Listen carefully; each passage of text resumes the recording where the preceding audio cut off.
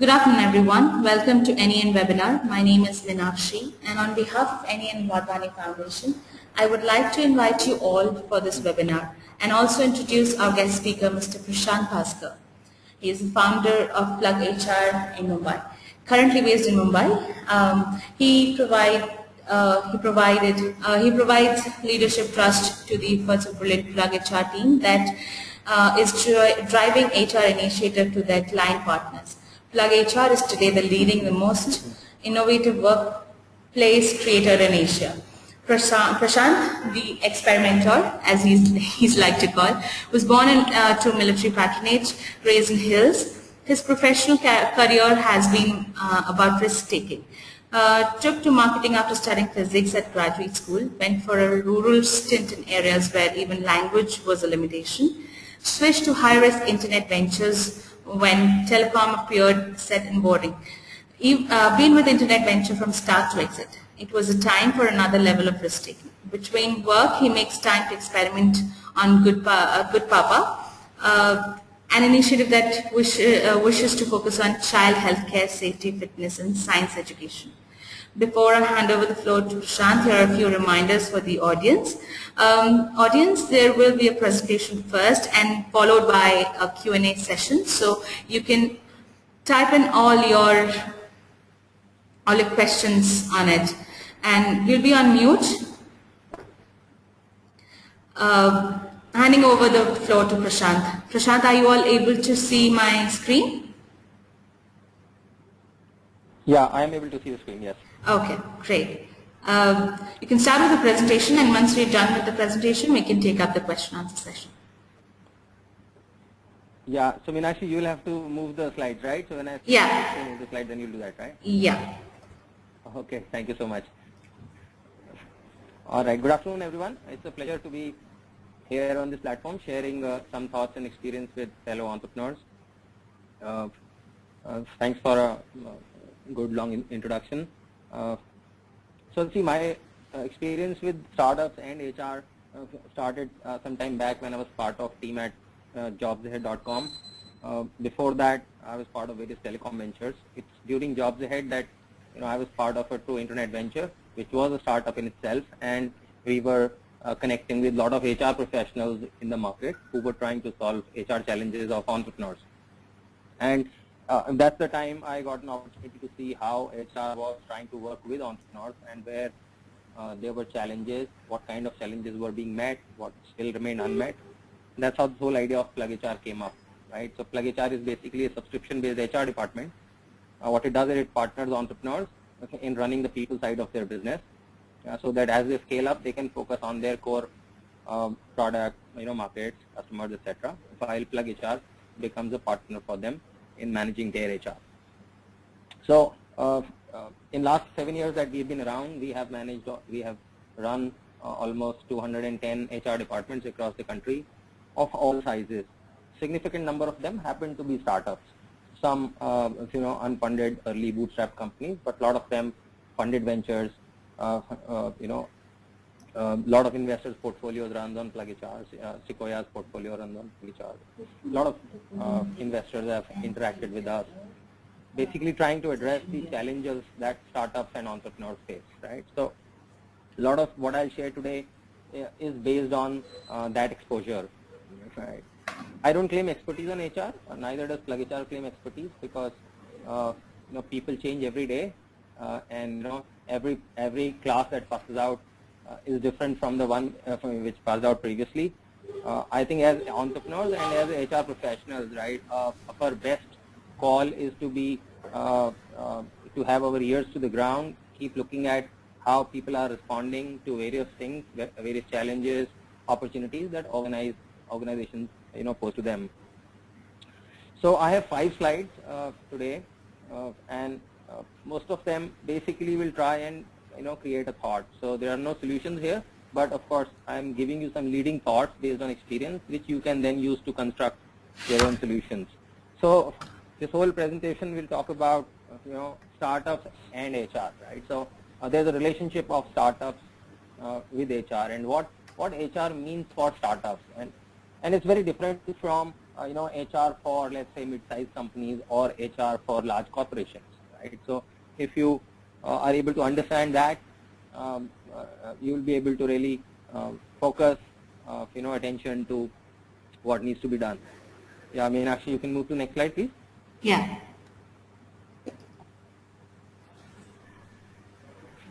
Okay, so what's your pitch? And for an entrepreneur, I think that's the starting point, right? Because let's say there's an idea and you have worked on that idea and you have put a little product together.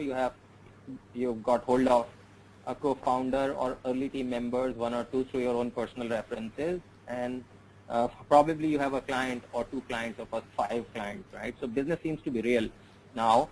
And that's the time when I see most of entrepreneurs start thinking about, okay, what should HR be, and because we have to hire people, etc. Right?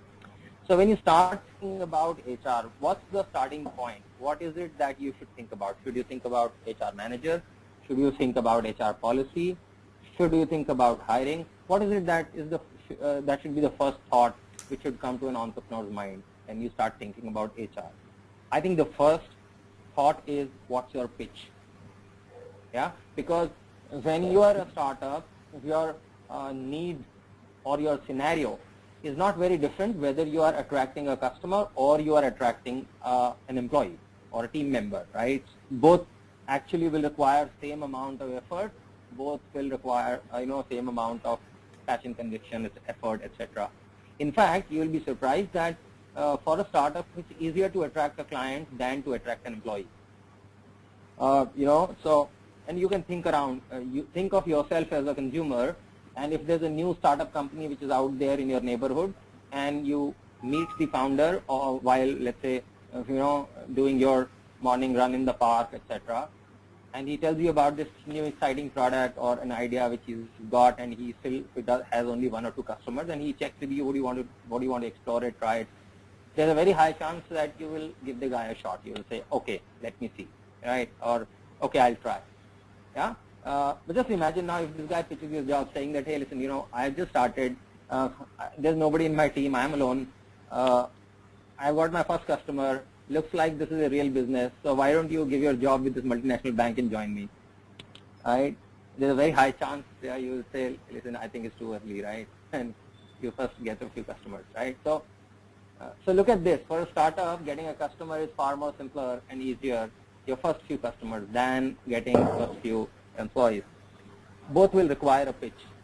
So when you think about HR for startups, I think start from pitch. What's your pitch? Why should anyone join you? Right? And unless that is convincing, that you think that story, that pitch, that talk is good enough, right? No matter how many HR managers you hire, they will have difficulty, they will burn your money, they will waste your time. Because what works for a startup is not the HR manager, what works for the startup is your pitch. So what's the pitch? Right, what's that? Is it a great product or a market opportunity, and can you convincingly talk about that market opportunity, product, etc.? Is it the opportunity to work directly with the founders, with the top team? There is very little hierarchy in the system. Is that the attractive point? Why would somebody leave a multinational bank and join you? Because in that bank, they may not be able to work with the founders, or founders might have very well exited from that bank long back, right? And you would be somebody in the whole hierarchy somewhere in the middle. So is that the exciting part? Or is it that the opportunity to work in a very cross-functional, and diverse experiences, right? Is that your pitch? That, listen, you have done this straight-jacketed work from, manager, senior manager, assistant general manager, deputy general manager, senior general manager, very senior general manager, right? So you have done all this path, and would you want to do something different and, live a different kind of life for a few years? Is that the pitch, right? So basically, the uncorporate workplace, right? So as a startup, is your pitch the uncorporate workplace, right? I mean, so you'll have to figure out what's your story, right? And it's better that you figure out this story before you get headlong into building HR teams, etc., etc. Because most of the HR teams which will come on the door will be very execution focused. Even if they don't know what is it to be executed, they still keep executing something from morning to evening, right? So you better have your story up in the first place. So starting point is what's your pitch, yeah? Okay, let's go to the next slide, please. Yeah.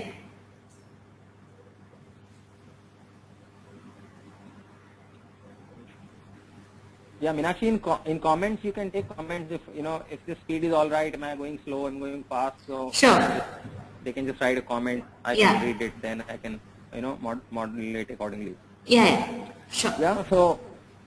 So here is a glimpse of what's HR doing, right? So I'm assuming that either you have done the pitch, either you know clearly you have participated in doing that pitch, or you have not done it and you have not participated, and you got some HR already in place trying to do things. So there's most likelihood that this is what your HR is doing, right? Or if you're planning to get one, this is what mostly they will do. They will write policy manuals. They will create organization structure, which basically is a chart with circles and lines, graphs. It gets pasted somewhere. Then they will be doing attendance tracking, and they will build quickly a performance review form, etc., so that you can start reviewing performance. Right. My question is, which of these are not there in a corporate? Can we think of out of these four what is not there in corporate?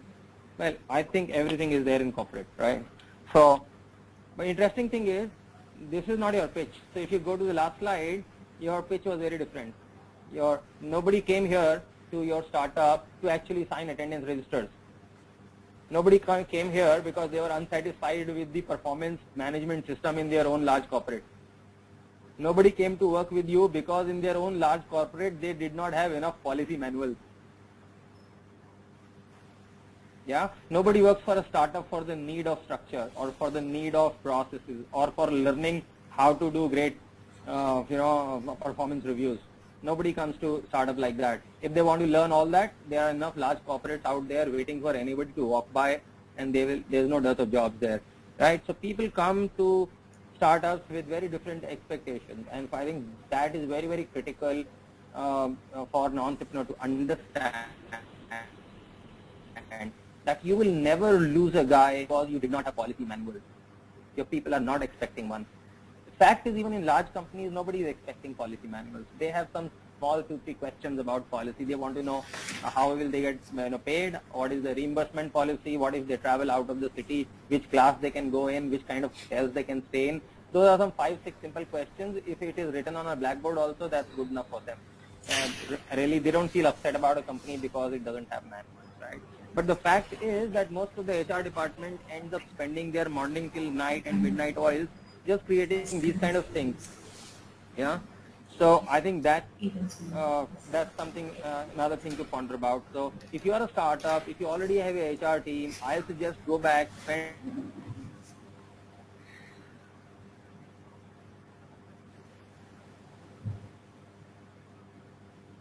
Hello?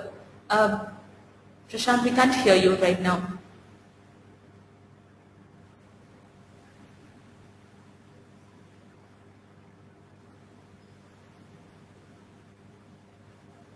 Hello, Prashant. Can you hear me?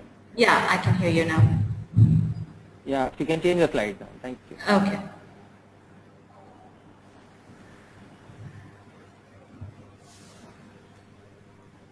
Okay, so I'm connecting back to what startups got. So what is it that you have, right? And which corporates may not have. So in the last slide we spoke about all that list which HR does, and all of that corporate already has. So by joining you, people are actually not getting any different experience, but quite a lame attempt at what they already had well set in their corporate avatars, right? So I had a great performance management system in my corporate days. I joined a startup. Now I have a hit and trial early stage performance management system being thrown on me, right? So that's your weakness actually. So I'm trying to basically on this slide tell you what's your strength, what is it that you have, which corporate doesn't have, or very few corporate may have, right? The top one is a story that's still fresh, right? Because you, as a founder, you are still around, you're fully excited, you are driving the business hands-on. So the story which brought you into the venture is still there, fresh.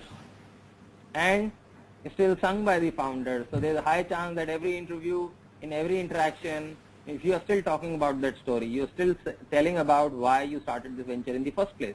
That's a great advantage which a startup has, which large companies don't have, right? And in large companies, that story is being told by somebody way down junior who has no interest in telling that story up, and most probably whose only worry during the day is, will I be able to leave from office in time for home? Against that, you have a very high energy team. You as a founder yourself are involved, driving things. Story is your strength, right? So I think that's worthwhile a strength to play by. Another strength which you have as a startup is initiatives are one step from decisions. So if there's a smart employee who has a great idea and actually walk up to you, spend some time about that idea, and there's a very high chance that together you will take a decision and the idea will go to ground in a week, 5 days, 6 days, 10 days, whatever, right? So it's very unlike corporate where if somebody has an idea, there's a very high chance that his or her boss itself will kill the idea.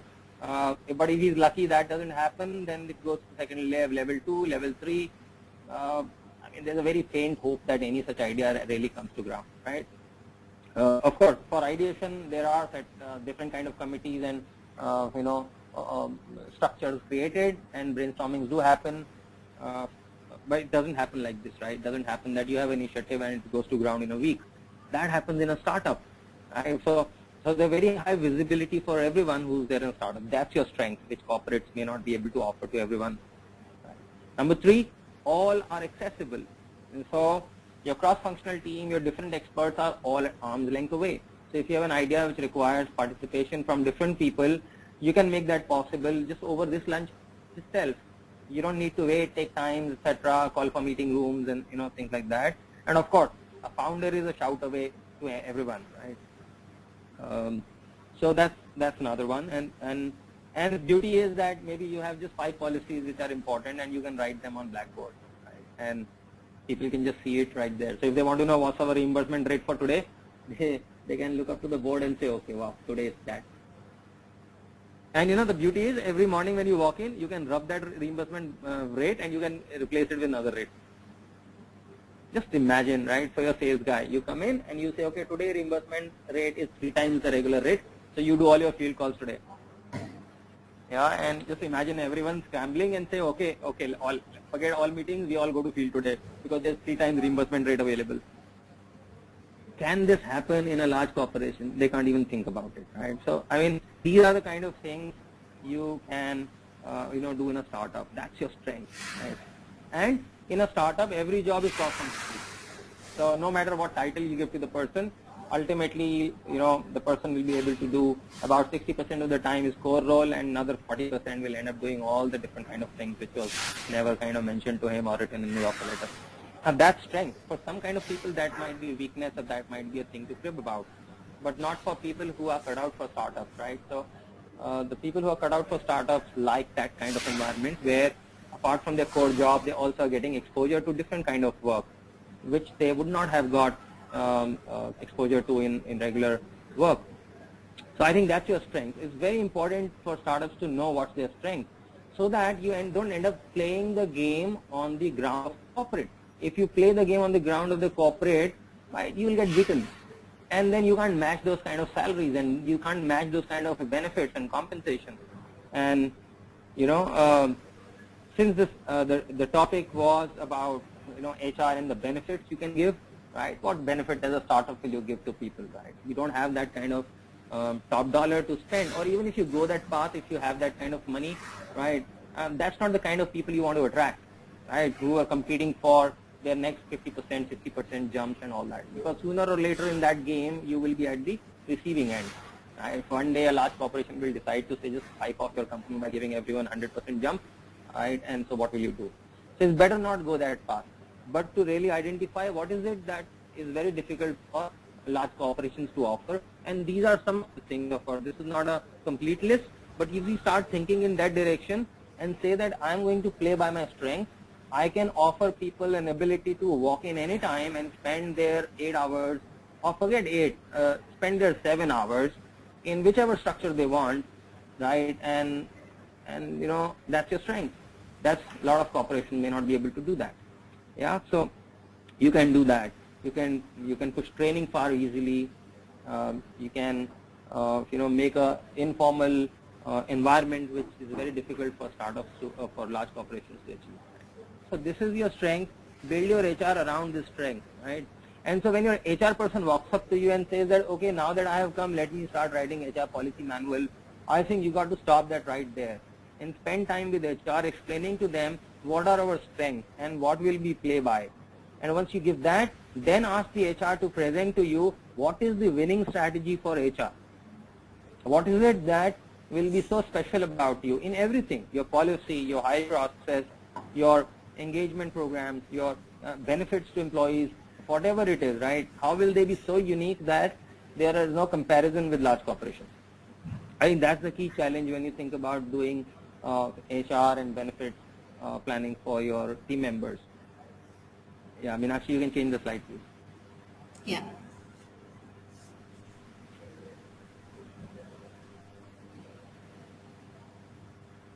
Prashant?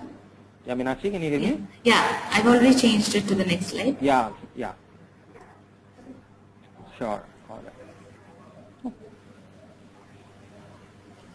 Okay, this is a slight repeat, but the idea here is to connect you back to what we spoke about. Stick to the pitch. Create a pitch and make sure that ultimately whatever HR is doing is contributing towards that pitch, right? And so you can define roles interestingly. So you need not ace the corporates. You need not have an assistant manager running up to all kind of possible managerial combinations, going up to then general managerial ranks and then vice presidential ranks and then presidential ranks. I mean, let corporates live with those, right? Why do you want to do it that way? You can keep all kinds of designations, right? So you can have a happiness manager, right? Why HR manager, right? He can be a happiness manager. His only job is to ensure that people are happy at work. That's it. And so that's the objective, right? To keep people happy at work. What will happen to performance? Yeah, so you will get a performance manager, right? Make sure that your functional managers who are driving performances are performance managers, right? Or whatever names you want to call them. Idea is that you can basically change the game by defining roles differently, right? And basically differentiate from the corporate living, right, or unliving. Right? A lot of people who will come to work with startups would have been, if they are experienced, they would have done their years in corporate and they would have gone quite sick of those things, right? And this is refreshing. So make sure it is refreshing. Make sure your work experience is exciting for them. It's worth their while. Stay flexible. Make sure work matters and clock doesn't. I mean, I have seen that's a good practice.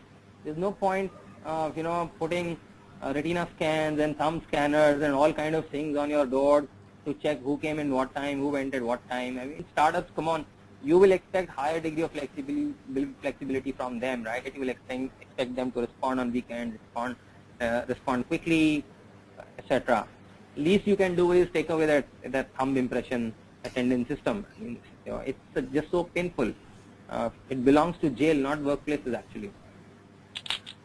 Yeah, and there's a very high likelihood that as startups you have small offices, not really very large, and beauty is doing up those places doesn't take a lot of money. So whether it's painting them, whether it's redoing the furniture a little bit, throwing in a few bean bags, having some chessboard around, a carom around, etc., etc.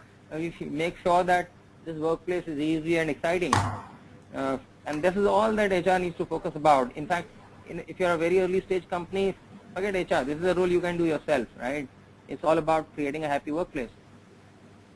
And tell the story. Tell your story in as many ways as possible, all days. If you have a sharp, crisp story, make a cartoon of it. Make a cartoon caricature about you spending that time in ideation and then talking. Create a nice pitch. Ask an artist to come and paint it on the wall. And that can be called your startup wall or founding wall. Let employees come in on day one, take picture against it, post it around on all social media, etc., etc. I mean, there's no end to how you can think interestingly about a small workplace, because ultimately, if you are in 700 square feet office, everything is going to cost you basis that only, right? So you can change the colors every season. which is not possible when in large corporation who might have lakhs of square feet. Yeah, so you can tell the stories in different ways, and the care to take is that when you bring HR in, don't lose the startup. Yeah, don't lose the fun. Don't lose your people and your connect with them just because now HR is there and the and so the hajar kisam of policy manuals are there. Right? Don't go that path. Eventually, someday, life will take you that path, right? Because size will become such, you will have a lot of managers in between, and everything will have to be that way. But I mean, the strength of a startup is in its energy, in its culture, is in the colorful walls, in the freedom it offers, right? So make sure you don't lose that when you bring the HR in. Yeah, you can change the slide, Meenakshi. Thank you. Yeah. Okay, so yeah, back to that, build culture and not HR. Your HR people can build a culture, that's good. But if you're hiring an HR, interviewing an HR who doesn't know about building a culture, don't waste your time, right? The number one quality you need in the HR manager for a startup is the ability to know how to build culture, right? Otherwise, there's no other job. Yeah. So the policy in a startup has to be about policy of how we will sustain this culture. That's it, right? So you don't have to ape anybody else's policies, and so you don't need regular HR. You need people who can build culture, right? Startups have culture, corporates have policies. Startups have rainmakers, very bright people who have given up their normal conventional careers where they could have earned more, etc., right? And they're working for startups. So startups have rainmakers, corporates have employees, right? Startups don't have employees. Everyone is a stakeholder in that sense, right? Startups multitask, corporates are handed KRAs, defined KRAs on day one, saying these are the 5 things you focus on. Don't worry about anything else, or don't poke your nose into others' business. That's corporate way of defining roles, right? In startups, you should poke nose in everyone's business because everything is your business, and we are building this together. So see this whole complete difference between how startup talent is groomed versus how corporates operate. And startups have interesting stuff all around. Remember that, right? You've got books around, you've got coffee, you've got guitars, you've got conversations. Of course, results are there, right? The key challenges, right? And they're common to all. So if a startup has top 3 key challenges, doesn't matter which department you belong. Those key challenges can influence every department's survival. So they are everyone's challenges. So they are common challenges, right? And the beauty is all of this is in line of sight. So everyone is there. Everyone is approachable. Everyone is visible. And that's the beauty of startup, right? And that's what HR needs to understand to retain it, to keep it that way. Yeah. Yeah. Meenakshi, you can change the slide. All right.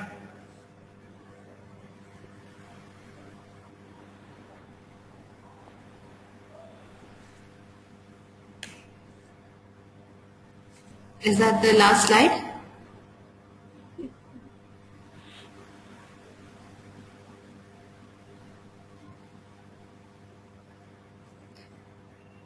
Prashant? Hello, can you hear us? Hello, Prashant? Yeah, here it is not changed. Oh. You've changed the slide? Yeah. Is the last slide, startups are different ways that different stay that way. Is that the last slide, Yeah, or is okay. there anything in between?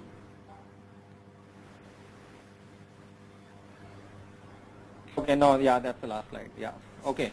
Yeah, so yeah, that's the closing slide. It basically says this picture is from our office, and one of the review meetings is going on. One of the simple rules in plugHR is that no meetings will happen without food on the table. Yeah, so because we personally feel that if you're not eating, you're not thinking, and so if you want you to apply your mind, you must be eating well. Yeah, that's how mind works when it is well fed. Right. So, Yeah, Meenakshi, we can open it for questions or whatever. Right? okay, discussion. The first chat that has come up for us is, can you explain a couple of examples for the slide number 3, he said. So, I'll just move it up to slide number 3.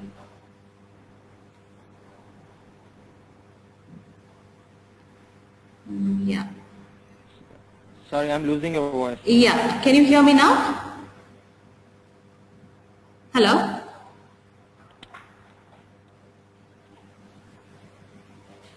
Hello. Prashant, can you hear me?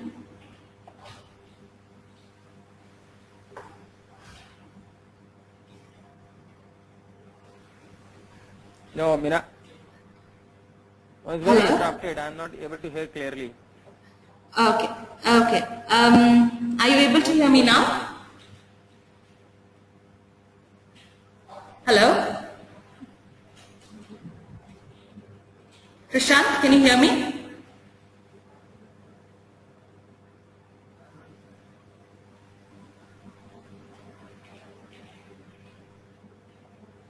Hello?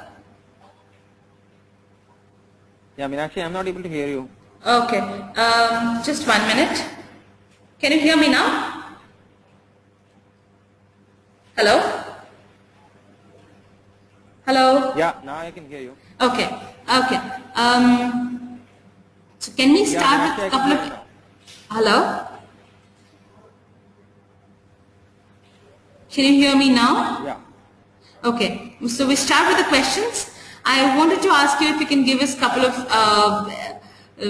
examples Sure. to start with.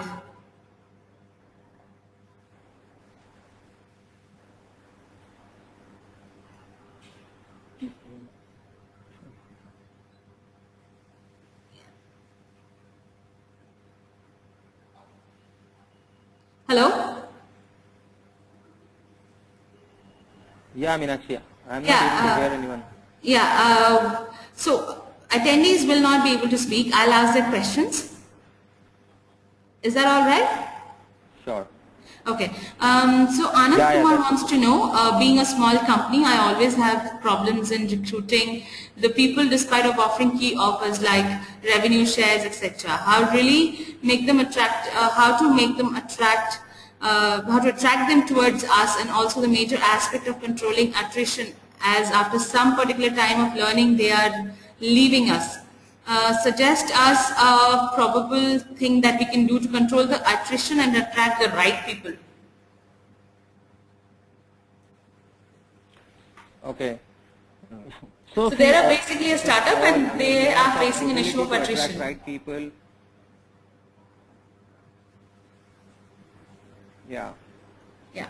So see, there are no one factor, okay, which is responsible for that. If you look at the whole game of attracting talent and retaining them, it's not just a startup's issue. Even largest of the companies are facing it, right?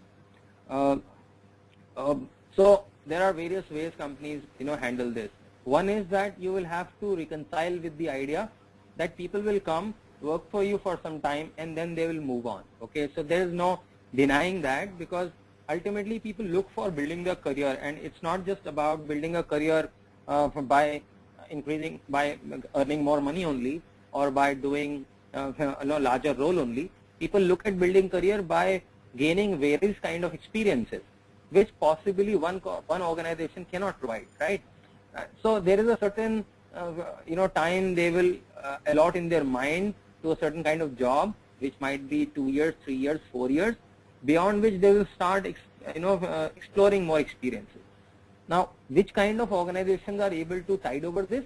One, which are growing extremely fast, right? So if you are growing extremely fast, you will be able to offer change in role with more compensation, larger responsibilities every 2, 3 years, 4 years, and so it becomes easier. Or there are organizations which are constantly innovating. So while you may stay small in terms of size, but there are new technologies you're working on, there are new ideas you're working on, etc. So the excitement remains. But largely for most organizations, you need to reconcile with this idea that people will come, stay some time, and then move on, right? And the real strength for an organization is not in their ability to hold people, but it's in their ability to make use of people while they spend those 3 years, 4 years with you, right? So your selection process, so when you think about hiring or you think about holding people in the company or retaining, what you focus on is developing methods and systems inside by which you will be able to hire more predictably, which means there is a structure in your mind which becomes a process. It can be, how will you invite applications? So do you have a website? Is your website giving the pitch right? So if you don't have a website, start worrying about it, right? If you have a website and you don't have a career section over there, it's a big worry. It just says that you were never interested in hiring anyway good talent in the first place, right? So do you have a career page there? Is the content of career page sharp enough, and does it really pitch what you would have pitched personally to somebody there on your website? Because if something which a software guy wrote, and then it is his pitch or her pitch, it's not your pitch. So is your pitch coming very clearly in your career section of your website? Does the career section of website have a method to apply?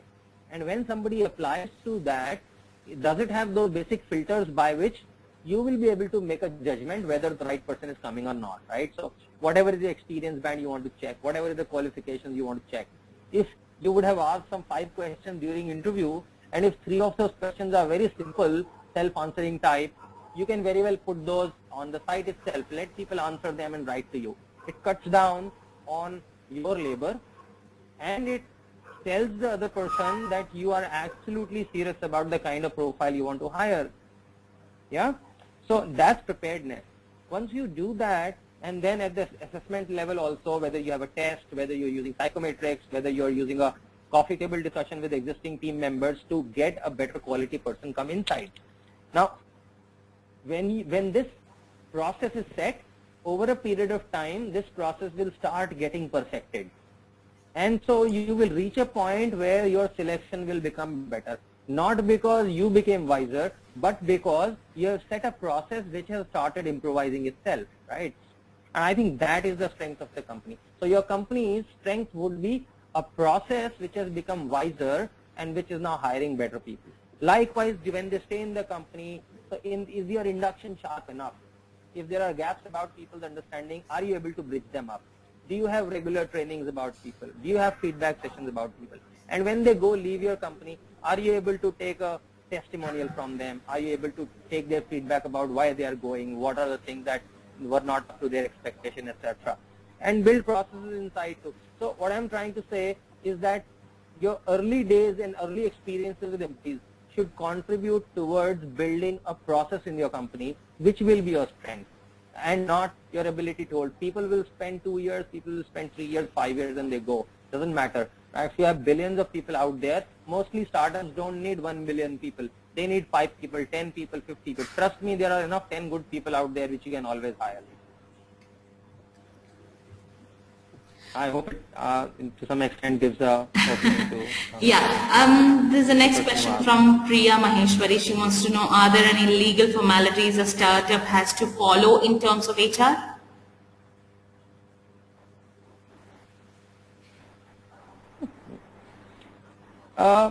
Yeah, so I mean, legal formalities which all organizations need to follow is what startups need to follow.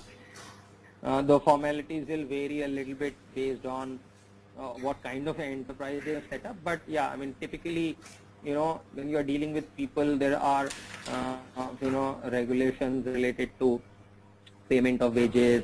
Yeah, so, basically various employment related things which most HR managers are aware of, right? And so you will have to make sure that the salaries, etc., which you're paying are within the minimum wage levels. They are above the minimum wage levels, especially people who are employing workers, etc. That is one simple thing to take care of. The other thing you'll have to take care of is your policies will need to be benchmarked against the law, legal requirements. So things like leave policy, you'll have to be careful about, because there is a regulation about how many leaves accrue to a person for every completing month of employment. And then there are regulations around payment of wage, which is, like I said, there's a minimum wage, and then also about when salary should be paid. So typically within first week after completing of 30 days of work, you should be able to pay salaries. Then there is a law around exit notice. So employ somebody and you want to ask the person to go, right? Till the time person completes 1 year in the company, you need to give 15 days notice minimum to exit the person, and after somebody has completed 1 year, then you have to give 30 days notice to exit the person. Don't confuse this with probation. You can keep probation for any number of days, it doesn't matter. In the eyes of law, they just recognize somebody who has worked up to 1 year and somebody who has worked beyond 1 year. So you can call somebody a probationer for 3 years, doesn't matter. You still have to give 30 days notice while exiting, or you have to give pay equivalent to 30 days while exiting, right? So that's another thing to take care of. Yeah, so I think largely these are specific things which you have to worry about, and follow a good documentation system. So for the other compliance you should think about is and follow good documentation, maintain personal files for employees. Hello, can you hear me?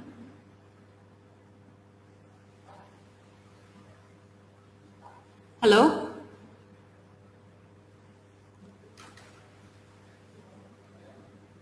Hello?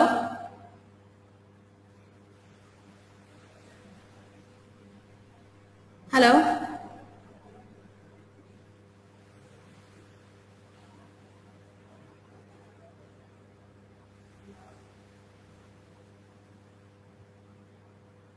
Hello? Hello?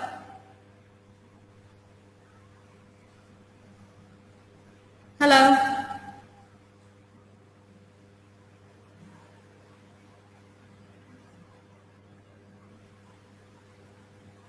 Hello? Can you hear me? Yeah. Yeah. Yeah, I can hear you. Okay, great. I thought I just lost you there for a minute. Prashant, we'll take one last question. Sure. Just 1 minute.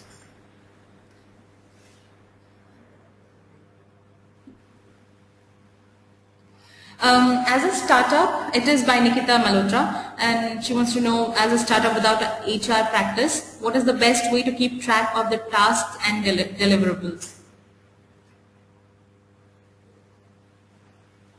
Yeah. So what's the best way to keep track of tasks and deliverables? It depends on what's the kind of work you do. One, of course, the simple practice is to set up a practice of goal setting and reviews. Yeah, so irrespective of whether you're using a tool or you're not using a tool, a practice where everyone has goals. So there should be no point in time when there are people in the system who don't have goals, right? And a good way is to right upfront decide what is the goal setting and review frequency that you will practice in the company. So it can be a monthly, and initially as a startup, monthly is all right to do. It's not too much, though of course over a period of time it's a good idea to move to a quarterly kind of goal setting and review. But as startups you can do monthly, because quarterly may be just too far for a startup. Yeah. So start the process of monthly goal setting and end of the month review, and you can support it with a quick weekly review, which is against the monthly goals only. So there need not be really a weekly goal planning, etc. Just becomes too much of planning and less doing then. But start every month with a goal plan. Everyone has a goal sheet, and that goal sheet of course can be in a very simple way printed and pasted in front of you, or there are various project tools which you can use. You can use Basecamp, for an example, is one interesting tool, basecamp.com. It's a project management tool. You can create users there, you can create their milestones, tasks, etc. and put dates on that. It will start alerting people very well. You can use that. You can also use another tool called Teamweek, teamweek.com. Teamweek.com is again a very interesting goal management, project management tool. You can allocate goals to teams. You can see that in a map, and you can move goals from X to Y, from different people into different weeks, etc. Teamweek.com. That's another good tool. You can use Paymo, Paymo. Paymo is again a very interesting project management tool which you can use. We are coming out with a complete HR and performance management tool. Probably in next 2 to 3 weeks we will open it for market. Right now currently it's being tested with selected clients. It's called equalpro.com, equalpro. equalpro.com. So that again will be able to offer startups a very simple way tool to manage most of their HR and specifically performance management. Yeah, that also has the feature of goal setting and reminding for reviews, etc. So, but more than tools, I think what is more important is to build the discipline of setting these goals month on month and reviewing them month on month. Yeah, that if the content is there, then you can just choose any tool, doesn't matter. You can actually just use even Google Calendar, that will also work. Right. Thank you so much. That was a very interesting session, Prashant. Though a couple of attendees had lots of questions to ask, but due to time constraint, we will not be taking up all those questions. Attendees, the session. Thank you for attending the webinar. Yeah, they can connect with me on Twitter, etc. Yeah, you can Great. You can use Twitter, Prashant. My handle is Prashant Bhaskar. I mean, feel free to carry the conversation there. Yeah. Great. Attendees, if you found the session interesting, tweet us at NEN India and tell us what you feel about the webinar, or if you need, you think you want to change something in the webinar process.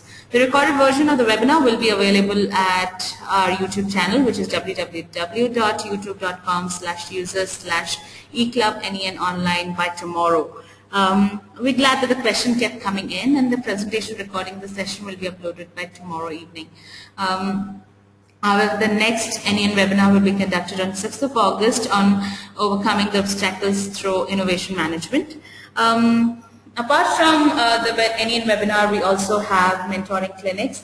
So mentoring clinic is a web session, online session where two real-time entrepreneurs share their problems on the particular topic with a panel of experts, and it's a very interactive session. If you would like to be a part of that session, please log in to our website nenglobal.org and look it up on our calendar. Thank you all very much for joining us on this webinar. Thank you, Prashant. Thank you very much for thank you. My pleasure. Hosting this being the speaker, an amazing speaker. Thank you so much, Prashant. Thank you. Enjoyed it. Thank you. Yeah, bye.